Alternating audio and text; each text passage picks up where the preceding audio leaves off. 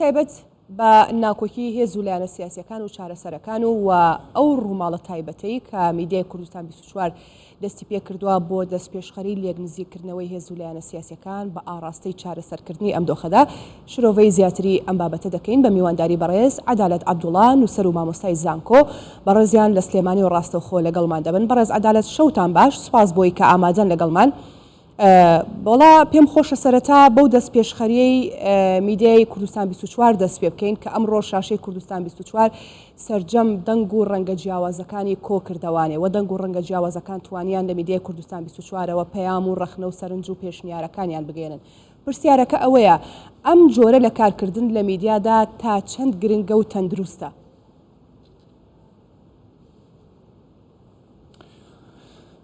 جێی دەستخۆشیە هەرچەند ڕەنگە جیاوازێکمان هەبێ لە سیستەمی ناولێنانە لە ئێوە بوا ناوی لێنراوەکە بریتە لە دەستپێشخەری میدیایی لە ڕووی زانستیەوە ئەمە پێوترێت تەفعیلکردنی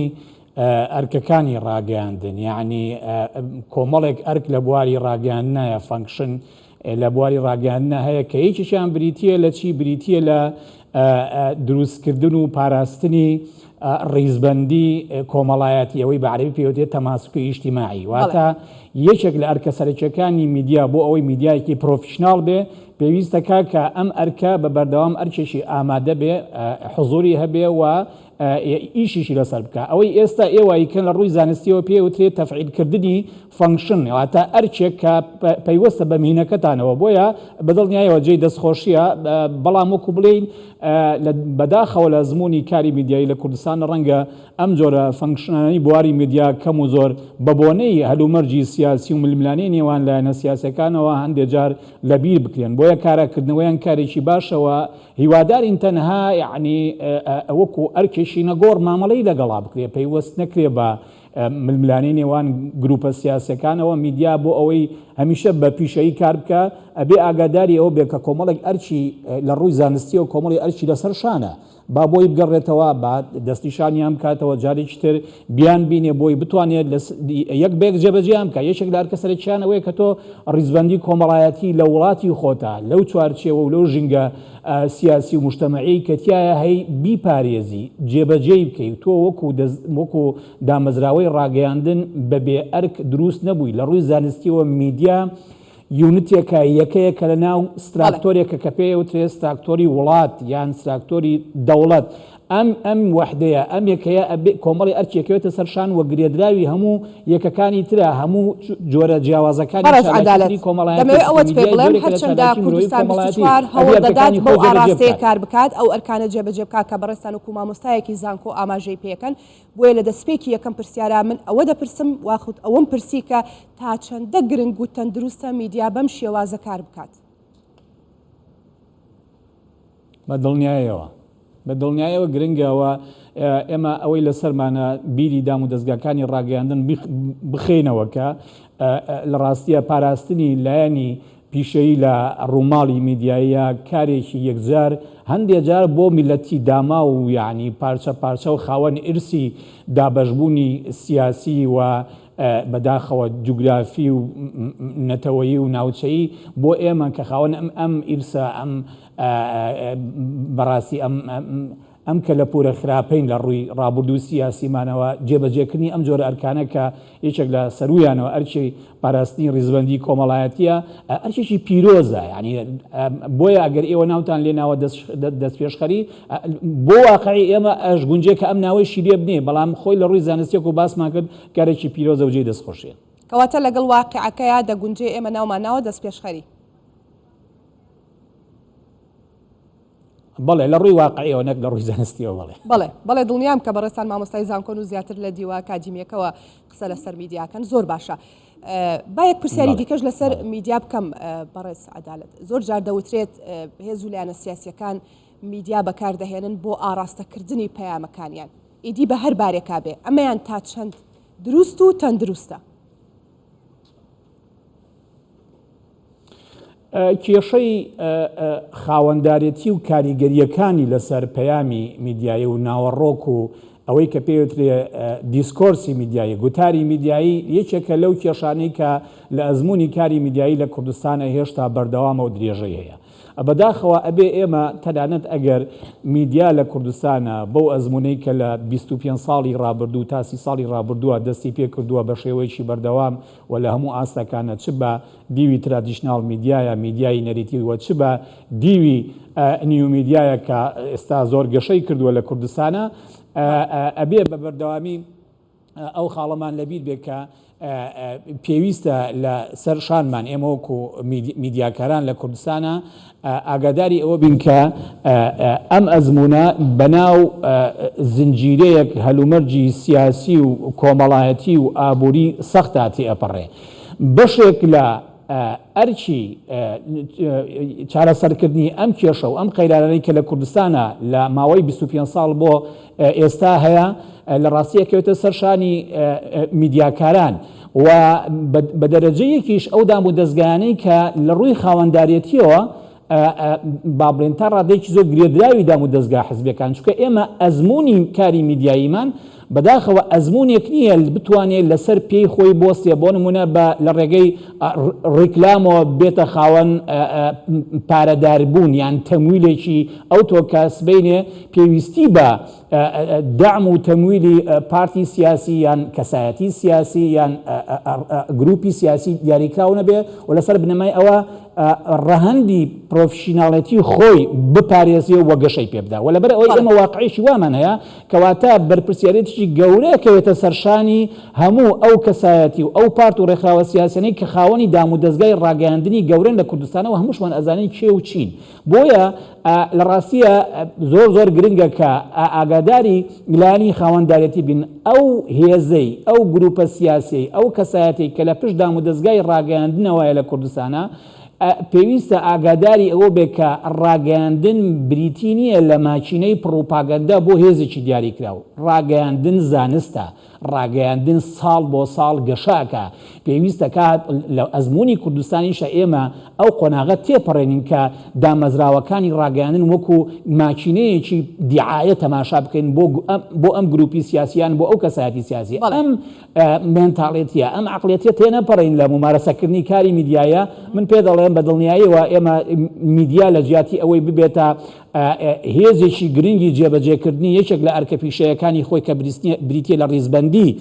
کۆمەڵایەتی ئەوەی پێوتێ تەماسکی اجتماعی ئەبێتە مایەی دروستکردنی بەداخەوە دووبەرەکی و فیتنەیەکی گەورەتر لەناو کۆمەڵگایەکی لەبابەت ئێمە کە کۆمەڵگایەکی داما و بەدبەختی نەزانین ئێمە یەکێکی لەو میلەتانەی کە بەعکسەوە ئێمە یەکێکی لەو میلەتانەی کە چەوسێنراوی تۆستەمی گەورەمان بینەوە دابش کراوین لە ناوچەیەکی گرتووی وەکو ناوچەی ڕۆژهەڵاتی ناوەڕاستە پێویستیمان بۆیە میدیا ڕێک بە پێچەوانەی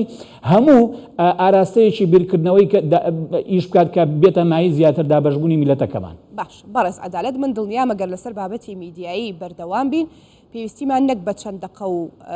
ئینتەرویو یاخود بەرنامەکە پێویستیمان بە چەندان بەرنامە و گفتوگۆی زیاترە بەڵام بابینە سەر شەنوکەوی پرسە سیاسیەکان ئەمڕۆ لە شاشەی کوردستان 24ەوە بابچینەوە سەر دەستپێشخەریەکە و دەستپێشخەری کە میدیای کوردستان 24 دەستی پێکردووە بۆ لێک نزیکبوونەوەی هێز و لایەنە سیاسیەکان خەڵکانێکی بەڕێزی زۆر بەشداریان لە بەرنامەکانی کوردستان 24دا کردووە ڕای خۆیان و تووە شرۆڤەی بابەتەکانیان کردووە هەم دەمەوێت لەگەڵ بەڕێستا دەست بخەینە سەر خاڵە ناکۆکەکانی نێوان یەکێتی و پارتی بە دیاریکراوی هەم بە ئاراستەی چارەسەرەکاندا جا لەوە دەست پێکەین بابزانین خاڵی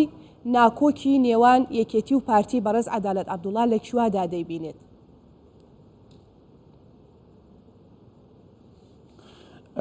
لە ڕاستیە ینی ئێمە ئێستا خۆمان لە هەلومەرجێکە ژین لە هەرێمی کوردستانە پێویستیمان بە با بڵێن ڕیزکردنی خوانەخواستە تۆمەتی سیاسی نیە لە بەرامبەر هیچ هێزێکی سیاسیە ئێمە هێزە سیاسەکانمان وەکو ئەوە بەتایبەتی و هێزانەی کە فەرمانڕەوان وا مامەڵیان لەگەڵاکەین وا سەیریانەکەین کە ئەوان هێزی بەرپرسیارن لە پاراستنیەوە ئەزمونەی کە لە کوردستانە هەیە بۆیە ئێمە لە ڕوانگەی بەرپرسیارەتیان بەرامبەر بە ئاسایشی نیشتیمانی بەرامبەر بە سلمی ئەهلی بەرامبەر بە قوارەی کوردستان کە لە ناوچەیەکە دەورە دراوە بە کۆمەڵێک ئەجێندای ئەقلیمی و نێودەوڵەتی ترسناک کە بەشێکی پەیوەندی بە ململانەی نێوان کۆمەڵێک بەرژەوەندی گەورەی ناوچەی و ئەقلیمیەوە هەیە ئێمە لەم ڕوانگەیەوە زۆر جار بە زمانی ڕخنەی سیاسی مامەڵە لەگەڵ ئەزمونونەکەیاکەین. قسەکە لەسەر ئەوە نییە پارتی تاوانبارە یا یەکێتی تاوانبارە، لە ڕوانگەیەکی نیشتیمانیەوە بەرپرسیارەتەکە لەسەر شانی هەموو ئەو هێزە سیاسیانەیە بە پلەی یەکەم کە هێزی بڕیاردەر و هێزی فەرمانڕەوان لە کوردستانە کە دێنە سەر تەحسیل حاصل کێیە بریتە لە پارتی دیموکراتی کوردستان و یەکێتی نیشتیمانی کوردستان بە پلەی یەکەم، کەواتە ئەبێ ئەم دوو هێزە خۆیان بەوە ڕابێنن کە بەشێکی زۆری ڕەخنەی خەڵکی کوردستان، کۆمەڵگەی مەدەنی، میدیاکان، ڕێکخراوەکان، سندیکاکان، هێزە کۆمەڵایەتیەکان لە کوردستانە بە سروشتی حاڵ ئەبێ ڕوبەڕووی ئەوان بکرێتەوە و ئەمە بریتی نییە لە ینی ئەوەی کە پێوتێ جۆرێک لە دروستکردنی ناحەزی و نارێتی لەگەڵ کۆمەڵگەی سیاسیە کە بە پلەی یەکەم ئێستا لە ئەزموونی کوردستانە بریتە لە پارتە سیاسی فەرمانڕاوەکان، بەڵکو جۆرێکە لە دایکبوونی فشارێکی مەدەنی لەسەر هێزە سیاسەکانمان بۆ ئەوەی ئەو ناکۆکیانش کە هیانە لە دەرەوەی کۆنتترۆل نەبێت، چونکە بەشێکی بەرچاوی ئەو ناکۆکیانە لە ڕاستیە بچووکترن لەو بەژەوەندیانەی کە پاراستنی قوارەی هەرێمی کوردستان پێویستی پێێتی ئەو ناکۆکیانە دەیان جار لەوە خواردترن کە بەدڵنیاییەوە پێشەر شتێ داوای خەڵکی زۆر سادە و سەرەتایی لەم هێزە سیاسیانە کە ئەویش بریتە لە دروستکردنی ئیجماعی نیشتیماتی، کۆدەنجی نیشتیمانی. کۆدەنجی نیشتیمانیش میکانیزمەکانی دیارە، یەکێک لە میکانیزمەکانی ئەوەیە کە لە هیچ دۆخێکە بایکۆت نەبێت لە بواری گفتوگۆ و دانوستان و دانیشتن پێکەوە. ئەمە یعنی یەکێکە لە میکانیزمە هەرە تەقلیدیەکان. ئێمە بەداخەوە لەم ماوەی ڕابردووە بە تایبەتی لە نێوانێکیتی و پارتیە گەیشتۆتە دۆخی جۆرێک لە بایکۆت، یعنی نەکار بایکۆت بەڵکو بەدوایە یعنی بە شێوەیەکی زۆر ترسناک شەپۆلێک لە ئاڵوگۆڕی تۆمەتی سیاسی لە نێوان یەکێتی نیشتیمانی و پارتی دیموکراتی کوردستانە هەبووە کە ئەمە زیانێکی ئێزگار گەورەی هەیە. ئەمە ڕێک پێچەوانەی هەر هەنگاوێکە کە بە ئاراستەی دروستکردنی ئیجماعی نیشتیمانی بێ. ئێمە داوا ناکەین کە وردەکاری ئەو ناکۆکیانە بە تەواوەتی بخرێتە لاوە، چونکە ئەوانە هەر یەکێکیان تعبیرن لە کۆمەڵێک دۆسیە کە پێویستیان بە چارەسەرکردن هەیە، پێویستیان بە یەکلاکردنەوە هەیە. ئێمە پێویستیمان با بڵێن مامەڵەکردنیەکە کە مامەڵەی هێزی دەوڵەتمەدار بێ، هێزێک کە بە عەقڵیەتی دەوڵەت مێنتاڵەتی دەوڵەتداری بیر بکاتەوە، نەک دام و دەستگاکانی دەوڵەت خوا نەخواسە ببن بە شوێنی وەبەرهێنان بۆ کۆمەڵێک ئەجەندای سیاسی جا بۆ ئەم هێز بێ یا بۆ ئەو هێز بێ. بە هەموو شێوەیەک ئەبێ ئێمە تەواوی ئەو ناسنامانەی کە ئەکەونە خوار ناسنامەی نیشتیمان و هاونیشتیمانی بوونەوە کە مەبەستمان لە ناسنامەی حزبیە، ناسنامەی ناوچەیە، کانتۆنە، خێڵە، عەشیرەتە، نازانم چییە، هەموو ئەمانە کۆمەڵێک ناسنامەی لاوەکین لە کاتێک کە بەراوردیانەکەی بە ناسنامەی نیشتیمان و ئەمە پرۆژەیە، یعنی نیشتیمان سازی پرۆژەیەکی گەورەیە. چێ بەرپرسیارە لە دروستکردنی ئەم پرۆژەیە؟ ئەو هێزە سیاسیانەی کە ئەیانەوێت لە ڕێگەی با بڵێن فەرمانڕەوایەتی دەوڵەتمەدارانەوە ئەم پرۆژەیە ببوژێننەوە. ئەم ناسنامە نیشتیمانیە کە ئینسان لە وڵاتی خۆیان حەز بکە بە کەرامەت و بەڕێزەوە ئەژی و هاو نیشتیمانیە و پێویستی بۆیە لەسەر خاکێک بژێ کە پڕ بێ لە سەقامگیری و پڕ بێ لە ئاشتی و پڕ بێ لە یەکتر قبولکردن. ئەمە ئەبێ هێزێک ئەو هێزە سیاسیانە دروستی بکەن کە بە عەقڵیەتی دەوڵەتدارێتی مامەڵە بکەن، نەک بە عەقڵیەتی کانتۆن خوازی و ناوچە خوازی و دوو ئیدارەی. ئێستا کام عەقڵیەتە بەڕێز عەدالەت ئێجگار دووەکەوتوانەیە و پێویستە هێزە سیاسیەکانمان ئێمە تاکو ئێستا لە بەداخەوە ژینۆخان ئێمە ئێستا هێشتا لە لۆژیکی کانتۆن خوازی دەرنەچوین، هێشتا هەر باوەڕمان بۆیە ئەمە منتیقەی چێە و ئەوە منتیقەی چێە. طبعا ئێمە باس لەوە ناکەین، ئەمە میراتی هەلومەرجێکی دوور و درێژی مێژوویە کە ئەتوانین بڵێن لانی کەم بەلای کەمەوە نیو سەدەیە ململانێ سیاسی و حزبەکان دروستیان کردووە. بەڵام بەدڵنیاییەوە پێدەڵێم بە بەراورد بە قەبارەی ئەو هەڕەشانەی کە لەسەر ئەزموونی باشووری کوردستان هەیە، لەسەر پارچەکانی تری کوردستان هەیە، لە ڕاستیە بەردەوام بوون لەسەر مێنتاڵێتی کانتۆن خوازی و ناوچەی نفوز و دوو ئیدارەیی، ئەمە زیانێکی ئێجگار گەورەمان لێدا و بەداخەوە زۆر کارەساتیشە بۆ میلەتی ئێمە کە تەنها لەو ساتە وەختانە لە ڕووی فکری و لە ڕووی عقلی و لە ڕووی سیاسی و لە ڕووی میدیایەوە بجوڵێ کاتێک کە نزیک ئەبێتەوە لە شکست یان تووشی شکستە بێ یان دووچاری ناومێدی گەورە بێ و ئەمە ئەو عقلەتەیە کە بەڕاستی لە مەسەلێکی عەرەبیە پێوترێ بعد خراب البصرة با نەگاتە بعد خراب البصرة با پێش ئەوەی شتەکان تێک بچن ئێمە بیر بکەینەوە هەڵدەین ئیجماعی نیشتیمانی دروست بکەین چونکە بەڕاستی وەزعی کورد لە ناوچەکەی ئەوە ئەهێنێ کە بای ئەوە بەرپرسیار بین کە وەزعی وڵات لەوە زیاتر ئاڵۆزتر نەبێت. بەڕێز عەدالەت هەرێمی کوردستان گەشتووە بە بنبەستی سیاسی؟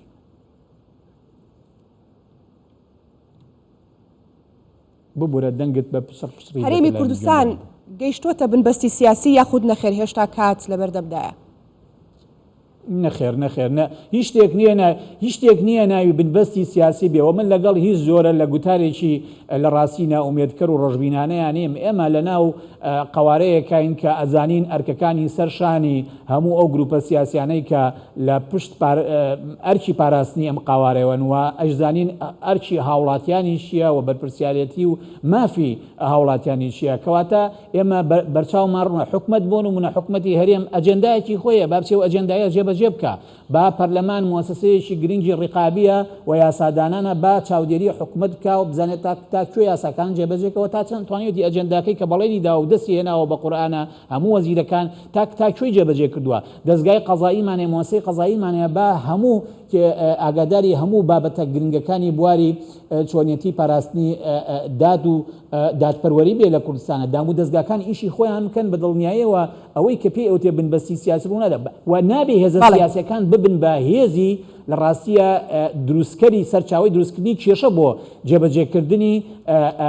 ئەرکەکانی بواری دەوڵەتدارەتی کە لە هەرسێ موسسە سەرەکیەکەی خۆیان بینێتەوە کە دەسەڵاتی ڕاپەڕاندن و یاسادانان و دادگایە بە بڕای من ئێمە نەگەیشتنتە بنبەستی سیاسی ئێمە ئێستا لە قەیرانی سیاسیین لە قەیرانی ئیداریین لە قەیرانێکی دیموکراسیشن کە یەکێک لە ڕووکارە سەرچەکانی بریتیە لەوەی کە ناتوانین کەواتە دوا پرسیار بە کورتی وەڵامم بەرەو سوپاس دەکەم چۆن دەتوانین ئەو قەیرانانە تێپەڕێنین چۆن دەتوانین ناکۆچەکان وەلا بنرێت و لە بەرژەوەندی گشتیدا کار بکرێت. پێش هەر شتێ پێویستی بە گۆڕینی لە ڕاستیە بیرکردنەوە و ممارەسەی سیاسیمانە ئێمە لە زیاتر لە سێکتەرێکە بەڕاشکایی بڵێن پێویستیمان بە ئیسلاحی گەورە هەیە هێزە سیاسەکانمان بەڕاستی ئەگەر تەماشا بکەی هەم لە لای پارتی هەم لە لای یەکیتی لای هەندێک هێزی تریش کە ئێستا بەشدارن لە حکومەتە کۆمەڵێک کارکتەر لەناو ئەم ئەزمونەی کوردستان 10 ساڵ و 15 ساڵان نە دەستکاری ئەکرێن نە ئەگۆڕێن نە یعنی ئێمە بتێ نەتەوێ هێزی مرۆیی ڕۆڵی ئێجگار گەورەی هەیە لە جێبەجێکردنی هەر مەشروعێکی نیشتیمانی کە لە وڵات ئێمە مەشروعێکی نیشتیمانی گەورەمان لەسەر شانێک ئەوەی ئەم قوارەیە بپارێزین هێزە سیاسەکانمان پێویستیان بەوەی هێزی مرۆیی لە ڕاستیە شارەزا و دڵسۆز و پاک بۆ نیشتیمان نەک تەنها بۆ پارتێکی سیاسی بخەنە ناو ئەم مەشروعەوە نەک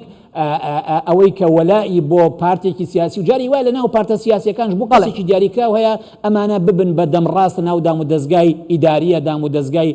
یاسادانان و دام و دەستگای قەضائیشە ئەمانە